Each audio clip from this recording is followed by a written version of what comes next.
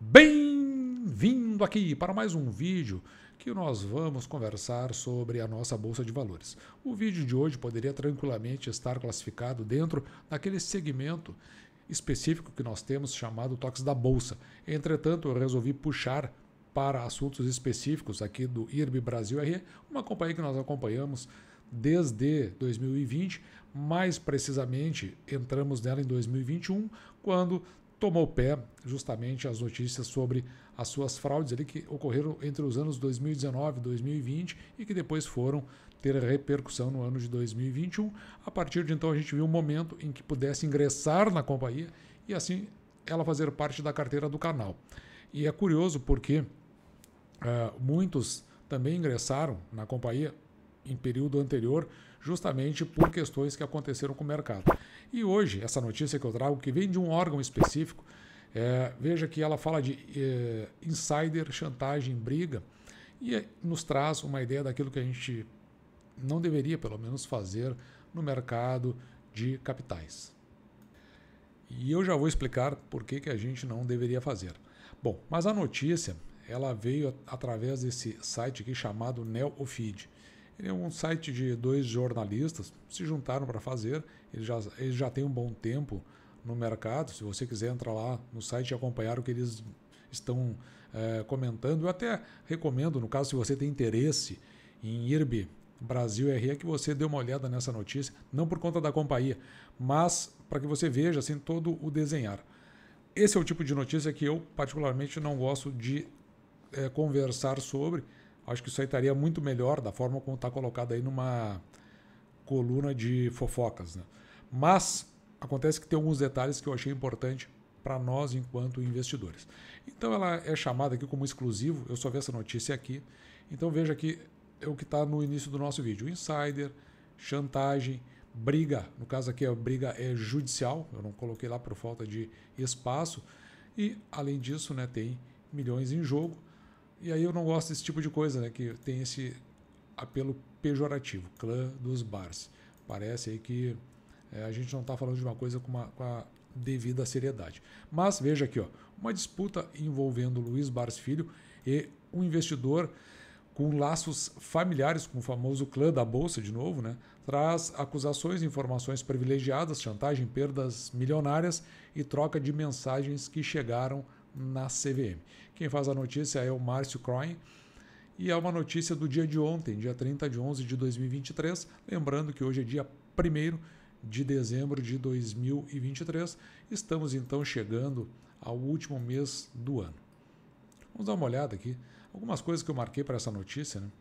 Então ela começa que o seu Barsi estava afastado um pouco do mercado para tratar de um câncer de pele que ele tem, eu realmente não sabia disso, já desejo minhas melhoras, e só que daí segue aqui a notícia, né? Então ele sai dessa luta e cai numa outra aqui, que desde o dia 18 de outubro agora desse ano, tanto o seu Barsi quanto a sua filha são acusados por esse cara aqui, ó, Maurício Ferrentini, de uma recomendação de investimentos de ações da resseguradora IRB, que causou a perda a ele de 15,9 milhões de reais, quase 16 milhões.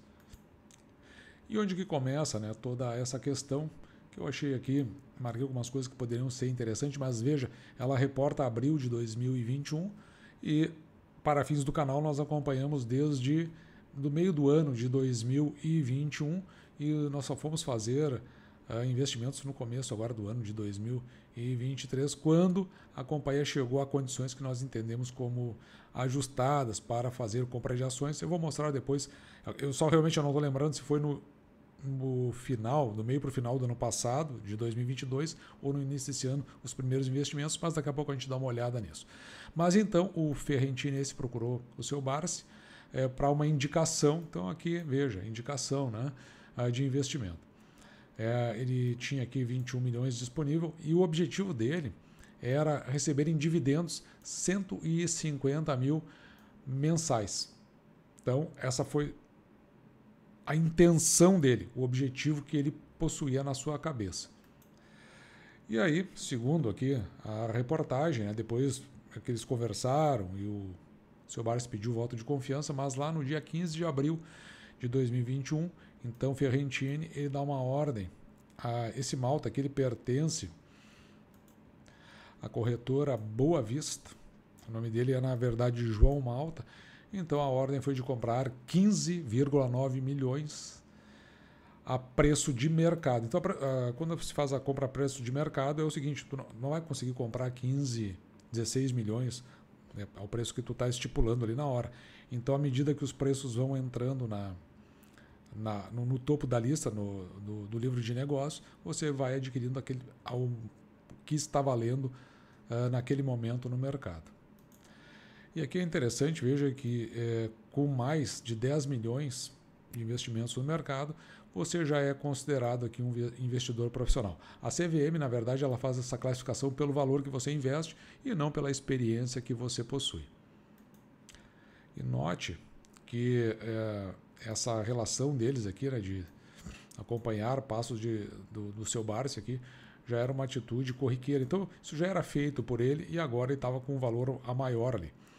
Em 15 de abril de 2021, a ação do IRB estava então cotada aqui, ó, a R$ 187,50.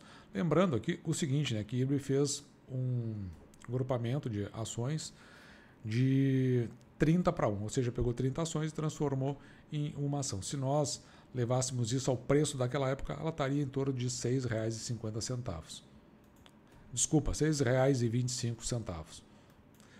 E aqui é importante salientar que daí todos os valores que foram utilizados para fins das ações durante essa reportagem é sempre na proporção 30-1. Então ele já vai fazer o agrupamento. Então lá estaria R$ 6,25 e ao preço em que foi comprado R$ 187,50. Então aqui eu vejo que o Ferrentini ele entendeu que a estratégia era para longo prazo. Então aqui já começa uma questão esquisita, né? Porque dentro do mercado é comum os que trabalham com o mercado fazerem referência à estratégia, muitas vezes sem entender o que é estratégia. Na verdade, às vezes o sujeito está fazendo uma operação direta de mercado, que a gente chama uma ação tática, né? E às vezes, né, é uma ação meramente operacional. Nesse caso, como tu tem uma composição, tu está dentro do aspecto tático. Então, saber o que é uma estratégia, o que é uma tática, o que é um ato operacional, isso é importante. Sabe por quê? Estratégia soa como uma coisa bonita e, eventualmente, a pessoa acha que está fazendo uma coisa grandiosa, uma coisa fantástica. E, na verdade, lá por trás não tem estratégia nenhuma. Ele simplesmente tomou uma decisão e foi para a sua execução direto. Entre a sua tática e a sua operacionalidade, ele deu uma encurtada de tempo. Provavelmente não deva ter nenhuma linha de ação, nenhuma compra, assim, vamos dizer, uma distribuição, porque o valor é considerável. Nós estamos falando de 16 milhões. Será que, de fato, na cabeça dele, ele estava pensando, olha, eu não estou dizendo que ele pensou isso aí, eu estou colocando como hipótese, né? Para você entender. O que vai na cabeça da pessoa quando ela começa a delirar e pensa que é estratégia. O sujeito vai lá, olha, essa ação está muito descontada. Ela daqui de R$ 6,25 para subir para R$ 12,50 é muito rápido. Então tu pode ficar com as ações, com a possibilidade de ganhar esses proventos, 150 mil lá na frente, e ainda recuperar os teus 16 milhões e investir em outra coisa. Se o cara é mais confortável, por exemplo, ir para a renda fixa, que estava pagando lá naquela época, se você vai lembrar, 13,75 de juros ao ano. Faça o cálculo e você vai saber aí o que isso aí representa. Então, quer dizer, às vezes tu troca o delírio por uma ideia que tu pensa que é de estratégia. Por exemplo, um valor nessa proporção é muito mais fácil, não você distribuir amplamente, mas você ter um universo de ações de forma que cada uma retorne um pedacinho para você. E esse pedacinho é que vai fazer a composição de toda a construção de proventos que vão levar para aqueles dividendos. Então isso parece mais lógico, que é o método aqui do canal, do que você ir direto para uma ação. Então, quer dizer, na minha opinião, não tinha estratégia nenhuma, a gente teve uma ação tática, né? Aliás, uma execução operacional e com base, sei lá, o que tinha, o que se poderia ter na cabeça, parecia mais um delírio do que algo realmente execuível. Isso é muito esquisito, né? Porque veja que já no início de 2022 a ação caiu para R$100. Ou seja, para valores da época, teria passado para R$3,33, caiu da metade. R$3,33. Então, claro que evidentemente você vê essa queda, a pessoa ela fica, se ela não fez uma estratégia ajustada. Veja, ele não tinha uma estratégia, mas se você tem a estratégia ajustada, você tem um conjunto de linhas de ações ajustado e você consegue enxergar ali na frente, essas oscilações de mercado não assustam. Por outro lado, pode acontecer que uma ou outra ação que faz parte da sua carteira, ela sucumba. Isso também tem que fazer parte do seu entendimento enquanto investidor. Por isso, é aquela história, né? Colocou todos os ovos numa mesma cesta. E é evidente que você não tendo a compreensão dessa mecânica, você é levado aqui ao desespero. E aí, claro que você começa a fazer aqueles contatos frequentes, né, de maneira mais desesperada, tentando buscar uma resposta. E aqui nesse trecho da reportagem tem um assunto que esse aqui eu não vou entrar, lá no começo de 2023, você pode ler aqui se você quiser, envolveu aí uma tentativa de chegar a uma questão de um acordo entre eles, que levou até a ter um apartamento no negócio, e no fim, enfim, as coisas não andaram como imaginavam. Eu peço que você leia para você entender de fato e não ficar só nisso que eu estou dizendo aqui. É porque realmente essa parte aqui ela não me interessa. Aí descamba para um assunto que realmente eu não vejo muito sentido do ponto de vista do interesse do canal.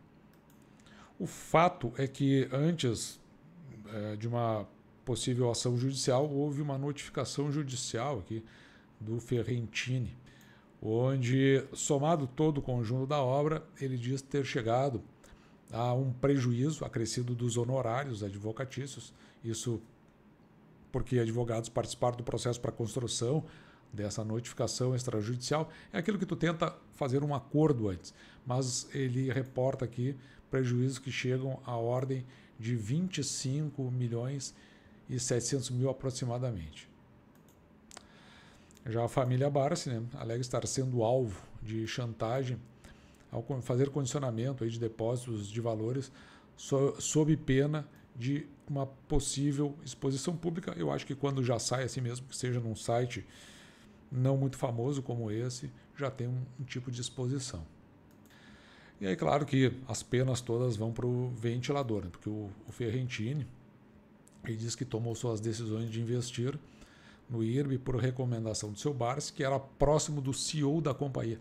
E é curioso que o CEO da companhia da época, Antônio Carlos dos Santos, o que foi eleito agora para o meio do ano, né, para ser parte do conselho, inclusive derrotando a Luiz, e que, segundo aqui, veja, nesse contexto, eles possuíam informações privilegiadas da empresa, ela aqui especificamente, a Luiz Barsi, uma vez que ela era integrante do Conselho Fiscal da companhia.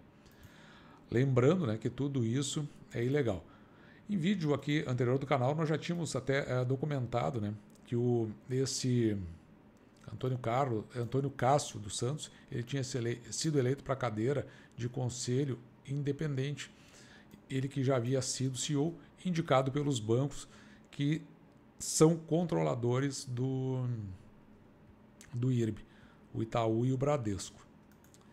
Outra informação aqui interessante, aqui no dia 21 de novembro, o Ferrentini protocolou na CVM um documento pedindo a apuração desse caso, sobre supostas infrações administrativas cometidas pelo seu Luiz Barsi Filho, pela Luiz Barsi e pelo João Sarmento Pimentel Malta, por meio da corretora Boa Vista, né, que nós vimos agora há pouco. E, entretanto, ele menciona aqui comportamentos considerados como antiético do conjunto, né, de todos esses aí. E na hipótese aqui, né, de terem se utilizado de informações privilegiadas, sigilosas para obtenção de vantagem com ações do IRB. Eles podem aqui ter, nesse caso, né, praticado, além de manipulação do mercado, o chamado insider trading. Isso aqui também é considerado um ato muito forte, né, um ato ilegal do front running. Quer dizer, na verdade não pode, né, tu ter informações privilegiadas para tomar suas decisões de compra e venda no mercado.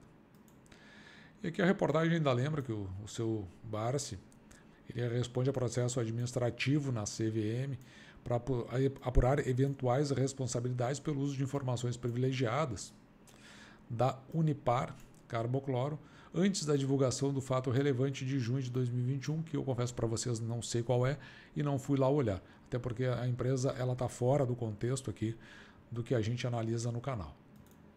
Ao tempo que da reportagem, a Neofeed, ela buscou aqui primeiro o seu Maurício Ferrentini para saber de informações, ele não se manifestou e mandou uma carta para o seu Barsi que ele respondeu com relação a essas questões. Eu coloquei alguns trechos que me pareceram relevantes para aquilo que a gente estuda aqui no canal. Então, o seu Barsi não administra carteiras, ele informa, né, de terceiros, a não ser a sua própria, e não atua como assessor de investimentos. Então ele disse, olha,